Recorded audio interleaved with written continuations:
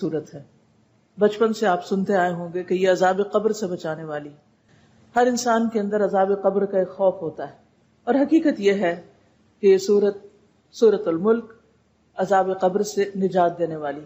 جب فرشتے قبر میں سوال کریں گے تو اس وقت یہ اپنے پڑھنے والے کے لیے جھگڑا کرے گی، اس کا دفاع کرے گی. اور یہ ان صورتوں میں سے ہے جنہیں ہم روزانہ پڑھتے ہیں، اور اگر روزانہ نہیں پڑھتے تو ہمیں پڑھنا چاہیے.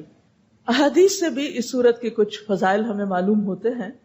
ان کو اگر انسان ذہن میں رکھے تو اس کا حفظ کرنا، اس کا پڑھنا، اس کو سمجھنا، اس پر غور و فکر کرنا اور پھر اس کو روزانہ پڑھنا آسان ہو جاتا ہے.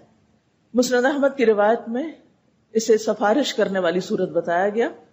آپ صلی اللہ علیہ وسلم نے فرمایا، اللہ کی کتاب میں ایک صورت ہے جس میں صرف 30 آیات ہیں. یہ آدمی کی سفارش کرے گی یہاں تک کہ اس کو بخش دیا جائے گا، یعنی جو اسے پڑھے گا اس کے لیے یہ سفارش کرے گی. ایک اور روایت میں ہے، قرآن مجید میں ایک صورت ہے جو اپنے پڑھنے والے کی طرف سے جھگڑا کرے گی یہاں تک کہ اسے جنت میں داخل کروائے.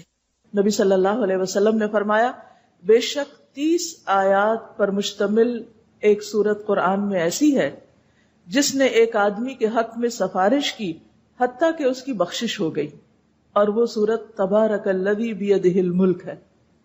یعنی جو شخص اس کو پڑھتا تھا اور کثرت سے ہی پڑھتا ہوگا تو اس بنا پر اس شخص کے حق میں اس صورت نے سفارش کی، اور یہ سفارش قبر میں کی گئی ہوگی.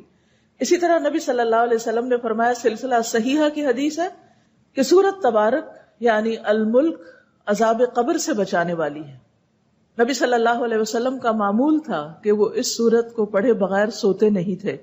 سلسلہ صحیحہ کی حدیث میں آتا ہے، نبی صلی اللہ علیہ وسلم اس وقت تک نہیں سوتے تھے جب تک سورت السجدہ یعنی الف لام میم التنزیل اور تبارک الذی بیدہ الملک نہ پڑھ لیتے. یعنی یہ آپ کے روزانہ کے معمولات میں سے تھی، اور اس سورت کا پڑھنا بہترین کاموں میں سے ایک کام ہے.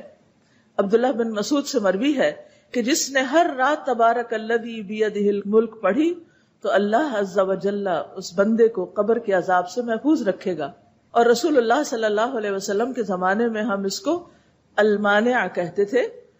بے شک یہ اللہ عز و جل کی کتاب کی ایک صورت ہے کہ جس نے ایک رات میں اسے پڑھا اس نے بہت زیادہ پڑھا اور بہت اچھا کیا.